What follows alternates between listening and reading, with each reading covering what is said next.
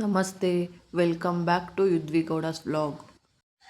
ಇವತ್ತು ಒಂದು multi uses tomato gravy ಹೇಗೆ ಮಾಡೋದು ಅಂತ ನೋಡ್ಕೊಂಬರೋಣ ಬನ್ನಿ.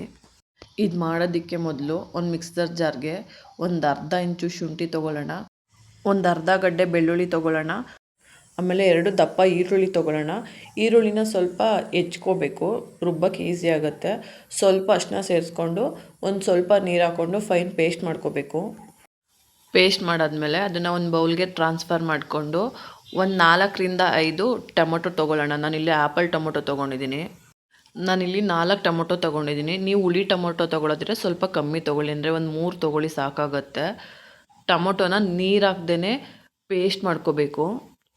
ಅದು ಪೇಸ್ಟ್ ಮಾಡಾದಮೇಲೆ ಈ ಕಡೆ ಒಂದು ಪಾತ್ರೆಗೆ ಒಂದು ಸ್ವಲ್ಪ ಎಣ್ಣೆ ಹಾಕ್ಕೊಳ್ಳೋಣ. 1 ಸ್ಪೂನ್ ಅಥವಾ 1.5 ಸ್ಪೂನ್ ಎಣ್ಣೆ ಹಾಕ್ಕೊಳ್ಳೋಣ. ಜಾಸ್ತಿ ಏನು ಇದಕ್ಕೆ ಎಣ್ಣೆ ತೊಗೊಳ್ಳಲ್ಲ. ಆಮೇಲೆ ಒಗ್ಗರಣೆಗೆ ಸಾಸಿವೆ ಮತ್ತು ಕರಿಬೇವು ಹಾಕ್ಕೊಂಡು ಸಾಸಿವೆ ಚಿಟಪಟ ಅಂತ ಸಿಡಿದ್ಮೇಲೆ ಆವಾಗಲೇ ಶುಂಠಿ ಬೆಳ್ಳುಳ್ಳಿ ಈರುಳ್ಳಿ ಪೇಸ್ಟ್ ಮಾಡ್ಕೊಂಡು ಇಟ್ಕೊಂಡಿದ್ವಲ್ಲ ಅದನ್ನು ಸೇರಿಸ್ಕೊಳ್ಳೋಣ. ನೀವು ಶುಂಠಿ ಬೆಳ್ಳುಳ್ಳಿ ಪೇಸ್ಟ್ ಮಾಡಬೇಕಿದ್ರೆ ಅರಿಶಿನ ಪುಡಿ ಹಾಕಿಲ್ಲ ಅಂದರೆ ಬೇಕಾದರೆ ಇವಾಗಲೂ ಕೂಡ ಹಾಕೋಬೋದು. ಇದನ್ನು ಹಸಿ ವಾಸನೆ ಹೋಗೋ ತನಕ ನೀಟಾಗಿ ಹುರ್ಕೊಬೇಕು. ನೋಡಿ, ನೀರು ಥರ ಇದೆಯಲ್ಲ ಅದೆಲ್ಲ ಫುಲ್ಲು ಡ್ರೈ ಆಗಿ ಸ್ವಲ್ಪ ಗಟ್ಟಿ ಬರಬೇಕು ಕನ್ಸಿಸ್ಟೆನ್ಸಿ, ಅಲ್ಲಿ ತನಕ ಹುರ್ಕೊಳ್ಳೋಣ. ಅದಾದಮೇಲೆ ಟೊಮೊಟೊ ಪೇಸ್ಟ್ ಮಾಡ್ಕೊಂಡು ಇಟ್ಕೊಂಡಿದ್ವಲ್ಲ ಅದನ್ನು ಕೂಡ ಸೇರಿಸ್ಕೊಂಡು ಶುಂಠಿ ಬೆಳ್ಳುಳ್ಳಿ ಪೇಸ್ಟ್ ಜೊತೆಗೆ ಟೊಮೊಟೊ ಪ್ಯೂರಿ ನೀಟಾಗಿ ಮಿಕ್ಸ್ ಆಗೋ ಥರ ಮಿಕ್ಸ್ ಮಾಡ್ಕೊಬೇಕು. ಈ ಗೊಜ್ಜು ಮಾಡೋದಕ್ಕೆ ಈರುಳ್ಳಿ ಸ್ವಲ್ಪ ಜಾಸ್ತಿ ತೊಗೊಳುತ್ತೆ, ಬಟ್ ಚೆನ್ನಾಗಿರುತ್ತೆ ಟೇಸ್ಟು. ಟೊಮೊಟೊ ಎಲ್ಲ ಮಿಕ್ಸ್ ಮಾಡಾದಮೇಲೆ ಒಂದು ಕುದಿ ಬರಿಸ್ಬೇಕು. ಒಂದು ಕುದಿ ಬಂದಾದಮೇಲೆ ಖಾರಕ್ಕೆ ಎಷ್ಟು ಬೇಕೋ ಅಷ್ಟು ಚಿಲ್ಲಿ ಪೌಡರ್ ಹಾಕ್ಕೊಳ್ಳೋಣ. ಆಮೇಲೆ ಒಂದು ಅರ್ಧದಿಂದ 3/4 ಸ್ಪೂನು ಧನಿಯಾ ಪುಡಿ ಹಾಕ್ಕೊಳ್ಳೋಣ. ಮತ್ತು ರುಚಿಗೆ ತಕ್ಕಷ್ಟು ಉಪ್ಪು ಹಾಕ್ಕೊಂಡು ನೀಟಾಗಿ ಮಿಕ್ಸ್ ಕೊಟ್ಟು ಆಮೇಲೆ ಚೆನ್ನಾಗಿ ಬೇಯಿಸ್ಕೊಬೇಕು. ಇವಾಗ ನೋಡಿ, ಒಳ್ಳೆ ಬಜ್ಜಿ ಇಡ್ತಾರ ಅದು ಕನ್ಸಿಸ್ಟೆನ್ಸಿ ಇದೆ. ಆ ನೀರೆಲ್ಲ ಡ್ರೈ ಆಗಿ ಸ್ವಲ್ಪ ಗಟ್ಟಿ ಬರಬೇಕು ಗೊಜ್ಜು, ಅಲ್ಲಿ ತನಕ ಬೇಯಿಸ್ಕೋಬೇಕು. ಬೇಯಿಸೋದಕ್ಕೆ ಟೈಮಿಂಗ್ ಏನಿಲ್ಲ, ನೀವು ಎಷ್ಟು ಕ್ವಾಂಟಿಟಿಲಿ ಮಾಡಿರ್ತೀರೋ ಅದ್ರ ಮೇಲೆ ಡಿಪೆಂಡ್ ಆಗುತ್ತೆ. ಅದೇ ಹೇಳಿಲ್ವಾ, ನೀರಿನ ಅಂಶ ಎಲ್ಲ ಹೋಗಿ ಅದು ಫುಲ್ಲು ಗಟ್ಟಿ ಬರಬೇಕು, ಅಲ್ಲಿ ತನಕ ಬೇಯಿಸ್ಕೋಬೇಕು. ಆವಾಗಲೇ ಟೇಸ್ಟು ಚೆನ್ನಾಗಿರೋದು. ಮತ್ತು ಒಂದು 2-3 ದಿನ ಇಟ್ಟರು ಆಚೆ ಇಟ್ಟರು ಕೂಡ ಹಾಳಾಗಲ್ಲ. ಗೊಜ್ಜು ರೆಡಿ ಆದಮೇಲೆ ನಿಮಗೆ ಎಷ್ಟು ಬೇಕೋ ಅಷ್ಟು ಅನ್ನ ಹಾಕ್ಕೊಂಡು ಗೊಜ್ಜಿಗೆ ತಕ್ಕನಾಗಿ ನೀಟಾಗಿ ಮಿಕ್ಸ್ ಕೊಟ್ಟರೆ ಟೊಮೊಟೊ ರೈಸ್ ರೆಡಿ ಆಗುತ್ತೆ. ಟೊಮೊಟೊ ರೈಸ್ ಅಲ್ಲದೆ ಇದನ್ನು ಚಪಾತಿ, ರೊಟ್ಟಿ, ದೋಸೆ, ಇಡ್ಲಿ ಯಾವುದ್ರ ಜೊತೆ ತಿಂದ್ರೂ ಟೇಸ್ಟ್ ತುಂಬಾ ಚೆನ್ನಾಗಿರುತ್ತೆ. ಒಂದು ಸಲ ಟ್ರೈ ಮಾಡಿ ನೋಡಿ.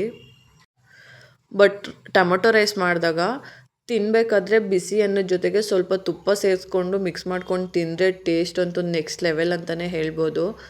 ಗೊಜ್ಜು ಒಂದಿನ ಮಾಡಿ, ಒಂದಿನ ಟೊಮೊಟೊ ರೈಸ್ ಮಾಡಿ, ನೆಕ್ಸ್ಟ್ ಡೇ ರೊಟ್ಟಿ, ಚಪಾತಿ, ದೋಸೆ ಏನತ್ರ ಜೊತೆನೂ ಬೇಕಾದರೂ ನೆಂಚ್ಕೋಬೋದು. ತುಂಬಾ ಚೆನ್ನಾಗಿರುತ್ತೆ. ಮತ್ತು ಎಣ್ಣೆನೂ ಜಾಸ್ತಿ ತೊಗೊಳ್ಳಲ್ಲ. ಮಿಸ್ ಮಾಡದೆ ಟ್ರೈ ಮಾಡಿ ಒಂದು ಸಲ, ಓಕೆನಾ? ಚೆನ್ನಾಗಿ ಬಂದರೆ ಕಮೆಂಟ್ ಮಾಡಿ.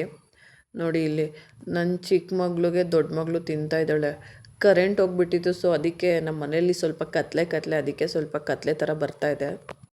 ಇಬ್ಬರು ಕಚ್ಚಾಡ್ತಾ ಇರ್ತಾರೆ, ಇದ್ದಕ್ಕಿದ್ದಂಗೆ ಒಂದಾಗ್ಬಿಡ್ತಾರೆ. ಅವಳಿಗೆ ಮುಂಚೆನೇ ನಾನು ತಿನ್ನಿಸಿದೆ, ಆವಾಗ ಒಳಗಡೆ ಹೋಗಲಿಲ್ಲ ನನ್ನ ಚಿಕ್ಕ ಮಗಳಿಗೆ.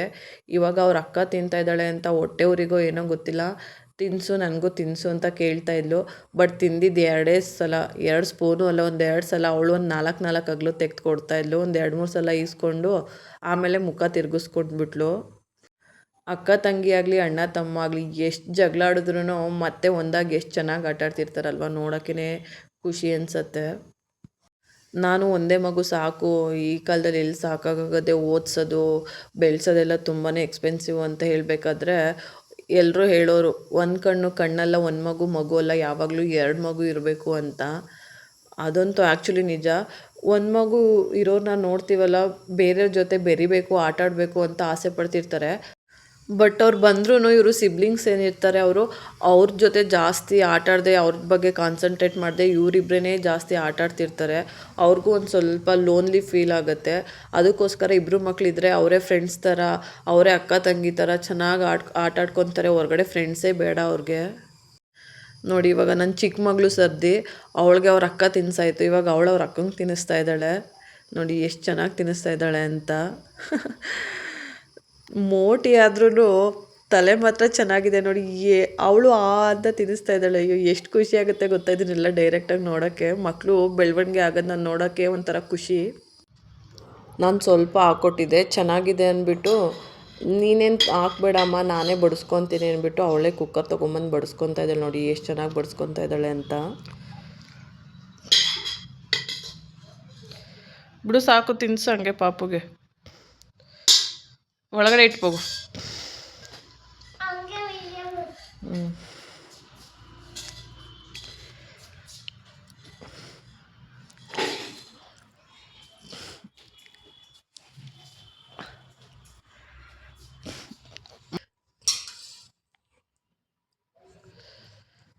ಏಕೆ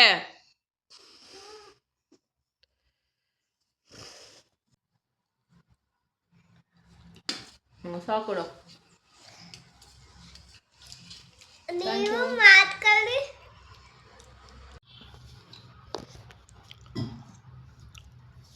ಸಿಂಕುಗೆ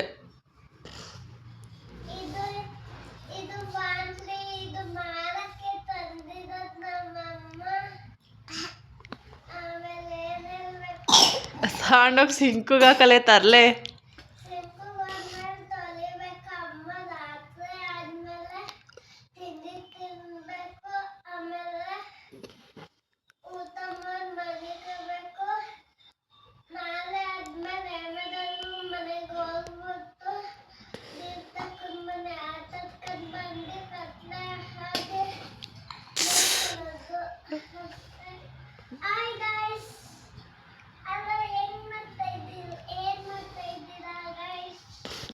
ಇದು ನೆಕ್ಸ್ಟ್ ಡೇ ವ್ಲಾಗ್ ಆಗಿರುತ್ತೆ. ನನ್ನ ಕಸಿನ್ನು ಮನೆ ಶಿಫ್ಟ್ ಮಾಡ್ತಾಯಿದ್ರು. ಮನೆಗೆ ಸೇರ್ಕೊಳ್ಳೋ ಮುಂಚೆ ಆಲುಕ್ಸ್ಬೇಕಲ್ವ, ಸೊ ಅದಕ್ಕೋಸ್ಕರ ಪ್ರಿಪ್ರೇಷನ್ನು. ಒಂದು ಸ್ವಲ್ಪ ರಂಗೋಲಿ ಹಾಕ್ಕೊಡು, ನನಗೆ ಒಳಗಡೆ ಕೆಲಸ ಇದೆ ಅಂತ ಹೇಳಿದ್ಲು. ಅದಕ್ಕೆ ನಾನು ರಂಗೋಲಿ ಹಾಕ್ತಾಯಿದ್ದೆ. ನನ್ನ ಮಗಳು ನಾನೇ ವೀಡಿಯೋ ಮಾಡ್ಕೊತೀನಿ ಕೊಡಮ್ಮ ಅಂದ್ಬಿಟ್ಟು ಅವಳೇ ವೀಡಿಯೋ ಮಾಡ್ತಾಯಿದ್ಲು. ಸ್ವಲ್ಪ ಹೊತ್ತಾದಮೇಲೆ ಬೆರಳು ಕೈಯೆಲ್ಲ ನೋವ್ತಾ ಇದೆ, ಎಷ್ಟೋ ತನಕ ಹಾಕ್ತೀಯ, ಬೇಗ ಬೇಗ ಹಾಕು ಅಂತ ಹೇಳ್ತಾಯಿದ್ಲು. ನೋಡಿ ಈ ಥರ ಇದೆ ರಂಗೋಲಿ ಡಿಸೈನು. ರಂಗೋಲಿ ಹಾಕ್ಬಿಟ್ಟು ಒಳಗಡೆ ಹೋದೆ. ಅವಳು ದೇವ್ರ ಮನೆಯೆಲ್ಲ ಚೆನ್ನಾಗಿ ಡೆಕೋರೇಷನ್ ಮಾಡಿದ್ಲು. ಮತ್ತು ಅವ್ರ ಮನೆ ದೇವರು ಕಾಲಭೈರವೇಶ್ವರ ಈಗ ಹೊಸ್ದಾಗಿ ಫೋಟೋ ಮಾಡಿಸಿದ್ದಾಳೆ. ತುಂಬಾ ಚೆನ್ನಾಗಿತ್ತು ಫೋಟೋ. ಆಮೇಲೆ ದೇವ್ರ ಮನೆ ಪೂಜೆ ಎಲ್ಲ ಮಾಡಿಕೊಂಡು, ಒಲೆ ಪೂಜೆ ಎಲ್ಲ ಮಾಡಿಕೊಂಡು ಹಾಲುಕ್ಸೋಣ ಅಂದ್ಬಿಟ್ಟು ಒಲೆ ಮೇಲೆ ಹಾಲಿಟ್ವಿ. ಮೊದಲು ಎಲೆಕ್ಟ್ರಿಕ್ ಸ್ಟವ್ ತೊಗೊಂಬಂದಿದ್ವಿ, ಬಟ್ ಅದು ಹಾಲುಕ್ಕೋದನ್ನ ಕಂಟ್ರೋಲ್ ಮಾಡ್ತಾಯಿತ್ತು. ಅದಕ್ಕೆ ಸೊ ಅದಕ್ಕಿಂತ ಗ್ಯಾಸ್ ಒಲೆನೇ ಬೆಸ್ಟು ಅಂದ್ಬಿಟ್ಟು ಗ್ಯಾಸ್ ಮೇಲೆ ಇಟ್ಟರು. ನನ್ನ ಮಗಳು ಉಗ್ತಾ ಇದೆ ಬೇಗ ಸಕ್ಕರೆ ಹಾಕಿ, ಎಲ್ಲರೂ ಸಕ್ಕರೆ ಹಾಕಿ ಅಂತ ಹೇಳ್ತಾ ಇದ್ಲು. ಆಮೇಲೆ ನನ್ನ ಎದುರುಗಡೆ ಕೂರಿಸು, ನಾನು ಸಕ್ಕರೆ ಹಾಕಬೇಕು ಮತ್ತು ವೀಡಿಯೋಗೆ ಬರಬೇಕು ಅಂತಲೂ ಹೇಳ್ತಾ ಇದ್ಲು. ನೋಡಿ ಅದಕ್ಕೆ ನಾನು ಕ್ಯಾಮ್ರಾ ಎದುರುಗಡೆ ಇಟ್ಕೊಂಡಿದ್ರೆ ಅವಳು ನನ್ನ ಎದುರುಗಡೆ ಆಪೋಸಿಟಾಗಿ ಕೂತ್ಕೊಂಡಿದ್ದಾಳೆ. ಬೆಂಗಳೂರಲ್ಲಿ ಮನೆ ಶಿಫ್ಟ್ ಮಾಡೋದು ಅಂದರೆ ಒಂಥರ ತಲೆನೋವು, ಇನ್ನೊಂದು ಥರ ಖುಷಿನೂ. ಯಾಕಂದರೆ ಮನೆ ಶಿಫ್ಟ್ ಮಾಡಿದಾಗೆಲ್ಲ ಸುತ್ತಮುತ್ತ ಇರೋ ಹೊಸ ಜನಗಳನ್ನ ಪರಿಚಯ ಮಾಡ್ಕೊಬೋದು, ಹೊಸ ಜನಗಳನ್ನ ನೋಡ್ದಂಗೆ ಆಗುತ್ತೆ, ಬೆರ್ತಂಗೆ ಆಗುತ್ತೆ, ಆ ಅಟ್ಮಾಸ್ಫಿಯರು ಗೊತ್ತಾಗುತ್ತೆ, ಮತ್ತು ಬೆಂಗಳೂರನ್ನೂ ಚೆನ್ನಾಗಿ ನೋಡ್ದಂಗೆ ಆಗುತ್ತೆ. ಅದಕ್ಕೋಸ್ಕರ ಬಟ್ ಪ್ರಾಬ್ಲಮ್ ಏನಂದರೆ ಮನೇಲಿರೋ ಎಲ್ಲ ಐಟಮ್ಸ್ನೂ ಎತ್ಕೊಂಡು ಶಿಫ್ಟ್ ಮಾಡಬೇಕಂದ್ರೆ ತುಂಬಾ ಹಿಂಸೆ. ಅದೊಂದು ಬಿಟ್ಟರೆ ಅಂಥ ಬೇಜಾರೇನಿಲ್ಲ ಮನೆಗಳನ್ನ ಶಿಫ್ಟ್ ಮಾಡೋದಕ್ಕೆ. ನೋಡಿ ಪಜೀತಿ ಹೆಂಗಿದೆ, ಇಷ್ಟೊಂದು ಐಟಮ್ಸ್ ಇರುತ್ತೆ ಅಂತಲೇ ಗೊತ್ತಾಗಲ್ಲ. ಮನೇಲಿ ಸಂದಿ ಗೊಂದಿಲೆಲ್ಲ ತುರುಕ್ಬಿಟ್ಟಿರ್ತೀವಿ. ಮನೆ ಶಿಫ್ಟ್ ಮಾಡಬೇಕಾದ್ರೆ ಆಚೆ ತೆಗೆದ್ರೆ ಎಲ್ಲನೂ ಏನೋ ಕಸ ಬಿದ್ದಂಗೆ ಬಿದ್ದಿರುತ್ತೆ ಮನೇಲಿ. ಒಂದೊಂದು ಸಲ ಏನೋ ಬೇಡದೇ ಇರೋ ಐಟಮ್ಸ್ ಆಗಿರುತ್ತೆ, ಬಟ್ ನಾವೇನು ಮಾಡ್ತೀವೋ ಇರಲಿ ಇರು ಏನಕ್ಕಾದ್ರೂ ಯೂಸ್ ಆಗುತ್ತೆ ಅಂತ ಒಂದು ಕಡೆ ತೊಗೊಂಡೋಗಿ ತುರುಕ್ಬಿಡ್ತೀವಿ. ಎಷ್ಟೊಂದು ಐಟಮ್ನ ಹಂಗೆ ಇಟ್ಟಿರ್ತೀವಿ. ಮನೆ ಶಿಫ್ಟ್ ಮಾಡಬೇಕಾದ್ರೆ ಅದೆಲ್ಲ ಸಿಗುತ್ತೆ, ಕೊನೆಗೆ ಅದನ್ನೆಲ್ಲ ಬಿಸಾಕ್ಬಿಟ್ಟು ಹೋಗ್ತೀವಿ. ಮತ್ತು ನೆಕ್ಸ್ಟ್ ಮನೆಗೆ ಹೋದ್ಮೇಲೆ ಅದೇ ಕತೆ ನಮ್ಮದು ಗೊತ್ತಲ್ಲ, ಬೇಡ ಅಂದರೂ ಮುಂದೇನಕ್ಕಾದ್ರೂ ಯೂಸ್ ಆಗ್ಬೋದು ಅಂತ ಇಟ್ಕೊತೀವಿ. ನಮ್ಮ ದೊಡ್ಡಮ್ಮ ಅದಕ್ಕೆ ಮನೆ ಶಿಫ್ಟ್ ಮಾಡೋದಕ್ಕಿಂತ ಮುಂಚೆ ಪಾತ್ರೆಗಳು ಮತ್ತು ಅಡುಗೆ ಮನೇಲಿ ಡಬ್ಬಿಗಳು ಎಲ್ಲನೂ ತೊಳ್ಕೊತಾ ಇದ್ದರು. ಬೆಂಗಳೂರಲ್ಲಿ ಮನೆ ಶಿಫ್ಟ್ ಮಾಡೋದು ಎಕ್ಸ್ಪೀರಿಯೆನ್ಸು ನಿಮ್ದು ಹೆಂಗಿದೆ ಅಂತ, ಮತ್ತು ಅದ್ರ ಬಗ್ಗೆ ನಿಮ್ಮ ಅಭಿಪ್ರಾಯ ಏನು ಅಂತ ಕಮೆಂಟ್ ಮಾಡಿ ನೋಡೋಣ. ಯಾರಿಗೆಲ್ಲ ಈ ವಿಡಿಯೋ ಇಷ್ಟ ಆಯಿತು ನನ್ನ ಚಾನಲ್ಗೆ ಸಬ್ಸ್ಕ್ರೈಬ್ ಮಾಡಿಕೊಂಡು ಫಾಲೋ ಮಾಡೋದು ಮರಿಬೇಡಿ. Thank you.